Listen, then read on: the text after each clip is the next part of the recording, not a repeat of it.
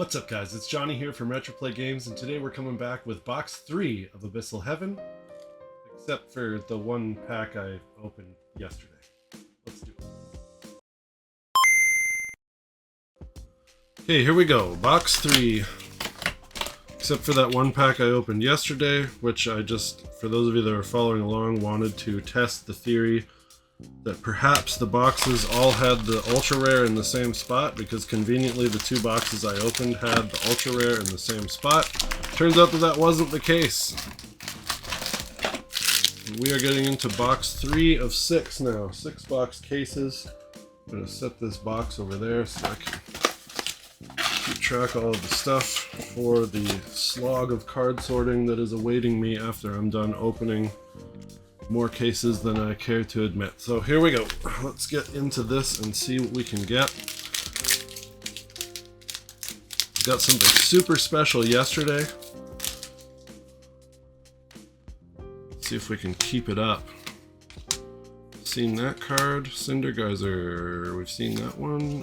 Lively Corral. We've probably seen all the commons and uncommons at this point. Harness Lightning. Sweet. Once again, you Rye enjoyers, speculation is that he is going to be back on the map this season. We will see. I hope so.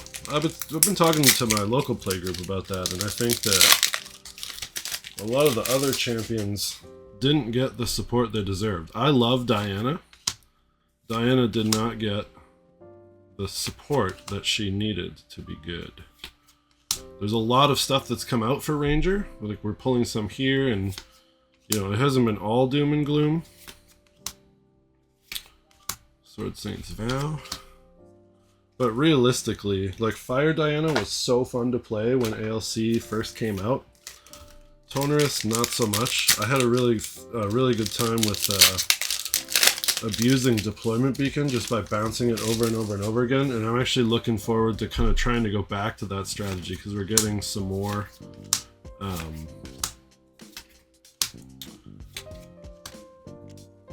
Zephyr / suppression effects. Demolition, one must activate.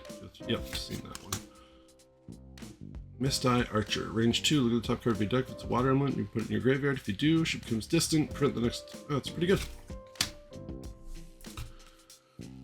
But yeah, we're getting some more suppression effects, so I kind of want to play around with that deck again. The only problem is it just dies to, like, fireworks display, deal 1 damage to each unit, and you're sitting with a bunch of 1/1s.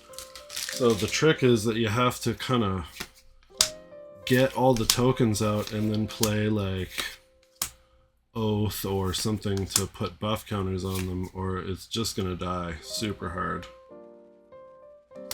Sure, we've seen these. I'm kind of zipping through them. Honestly, I have to go. Nice, Direwolf Alpha. I love the Direwolf cards. Love all the new Tamer stuff.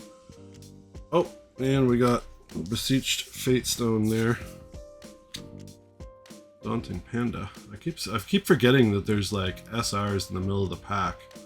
So the SRs, I was talking to somebody about this because my I had that WR box yesterday that I thought was an anomaly, and it sounds like the Fate Stones don't consume the rare spot in the pack, so that's why we're seeing these extra rarities that are in the middle of the boxes there. Nice. Zhang Lao, Bloodmonger. Saw that yesterday too. Another SR. I am kind of trying to get through this a little bit quicker because I just got off of work and it's my, like, little bit of between time before I go to the shop. We got Yu-Gi-Oh! Locals tonight, and then we've also got a bit of a fledgling Star Wars Unlimited community starting to pop up too, which is kind of cool. So looking forward to seeing how that ends up going. Sunglory Sentinel, have we seen that? Yep. Looking forward to seeing how that plays out. Do we have more? Like, our store and our community is generally more of the alternative TCGs. So we're talking, like, Flesh and Blood, obviously Grand Archive. Star Wars is coming up. Yu-Gi-Oh! Is one of the big ones. We wouldn't consider that to be Immaterial dissolution. Have we seen that? Yep. Ooh, John Yu, Fate's Premonition for the ultra rare for this box. This is beautiful art. Like that in a foil would just be amazing. Who drew that? Dragon art. Art quality in this set, phenomenal. Art quality altogether in the Grand Archive, phenomenal. But yeah, anyway, we've got a lot of the more alternative TCGs popping up. Some people have expressed interest in Altered. Don't know if any of you have seen Altered. I know. Ooh, sweet. Ashwick Cremator. I've seen this card, but of course the foil. Love those foils. Sly Songstress, Searing Truth, and Tidebreaker Sentinel. Focus is just horrible. I don't know if there's, because of the shadows, like I feel like I have to cup every single card. I don't have a light diffuser. Like I should probably invest a little bit into the studio setup to get it better. Like the intro video with me where you can see the light just shining down on my face is super harsh, but anyway, I don't know if any of you guys have seen Altered TCG, but there's been some interest expressed in that, so I'm bringing in some starter product. Yun Shao, Crown General. Unique allies your opponent's control have pride too. Rip unique allies. Take control of target unique ally. Yep, I think we've seen this one actually.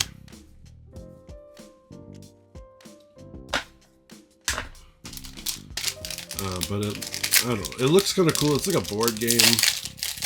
I'm not going to hijack the GA stuff for that, but I happened across Main Deck Dan's video podcast talking about it, and some people at the store have asked about that. But Firebloom Flourish. At the beginning of your recollection phase, deal 1 damage to target champion, and Diao Chan at the beginning of your end phase. If your influence is 4 or less, draw a card and get a glimmer counter.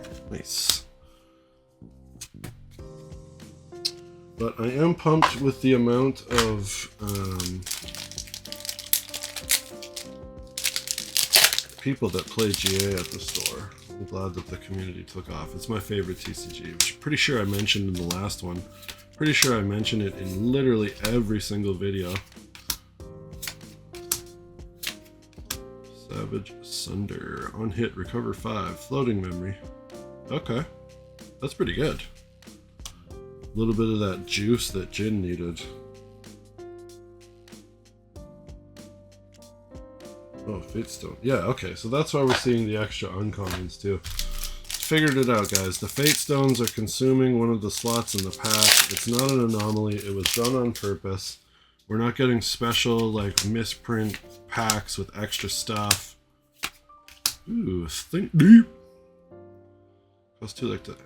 Yep, we've already seen that, actually, but we haven't seen the foil version, which is pretty cool. Moontide Illusionist and Sword Saint of Eve's Wind.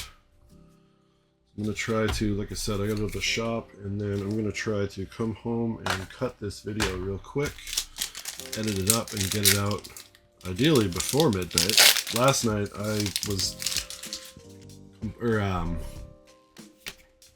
exporting the finished product, and it was like 12 o'clock. I'm like, all right, cool. And then, unfortunately, something went wrong with the process. Yanwei. Unenter. For each human ally you control, the top card of your deck in your graveyard. And if you have 6 other... So Del use 6. We don't need to read that effect. And then human allies get +1. Cool. I was doing the export last night at about midnight, and then something went wrong with it. And so I had to try doing the export again, and unfortunately fell asleep before I could come back and try to upload the video. So that went up this morning. Thanks for everybody who watched it. I think doing the videos in sequence like this is a more effective way and a little bit easier in terms of Stifling Trap, reprinted at a rare. That's cool art. That would be a great foil. It's a little bit easier to consume 6 box openings when they're done, like, not back to back like that. And they're spread out a little bit, plus it keeps engagement up on the channel, which is good, because it'd be sweet to get some ad rev for this, supplement my income a little bit. There's that Fate Stone. Elder Mandrill, Rafiki, Dire Requiem, Annul Spell, and Brackish Ludist is the rare. Coming down in on the last couple of packs here. Yeah, the Mortal Ambition openings did really, really good. One of the, just like box 3 or 4. Not the first one. Not the last one, but like the middle of the road, people were getting pumped. And I got like 1,600 views on that guy. So thank you, everybody. For those of you out there that watched that. Caretaker horse. I don't think we've seen that. Another target ally you control becomes fostered. Cool. So some Tony support, which is good. Because, yeah, I was talking about other champions, too. And Tony has gotten the shaft. Tinder Flare pivot. So target ranger becomes... Yeah, we've seen that one. And then Mana Resonance. Spread cost X less to activate.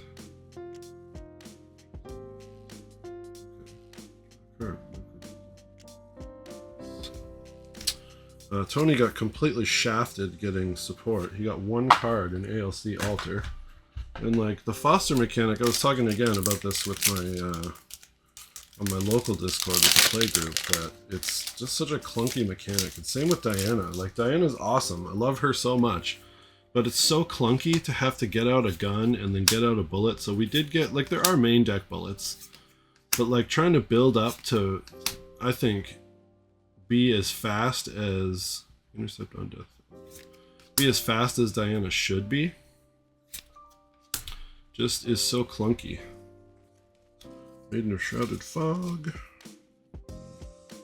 And Tony kind of has the same problem where there's not really like cool Neos, but there's not really a payoff for getting there. There's not really good Neos cards, so the strategy just is too slow. And like he feels like he wants to use domains. Cool. Domains are bad and they don't really. Resonating Fugu. Card costs 2 less to activate. Switch the power and life stat of target animal or beast ally you control until end of turn. Nice.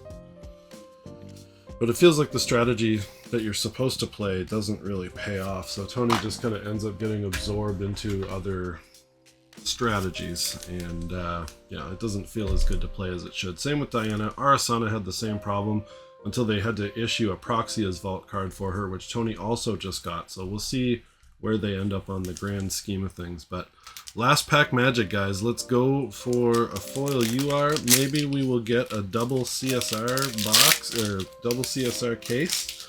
Highly doubt it, but it is possible statistically speaking. Fluvial Fatestone, Beguiling Bandit, and Changban, Heroic Impasse. Put a buff counter on a unique ally you control. Allies you control with buff counters on them have ambush. That's dope. At the beginning of your recollection phases, don't control allies. Sacrifice. Cool. So there we are for box 3, guys. We got the beautiful Jian Yu Fate's Premonition for our ultra rare. So that's 2 of those that we've pulled so far, in addition to the Harbinger of Lightning. So we're well on our way to building some play sets, but like I said, every set that's come out, I do like 2 or 3 cases, and I still have to buy stuff to complete my play sets, so I'm not super hopeful that we're going to get incredibly far on that. But once again, thanks for watching, guys. This is box 3. I'll see you tomorrow for box 4.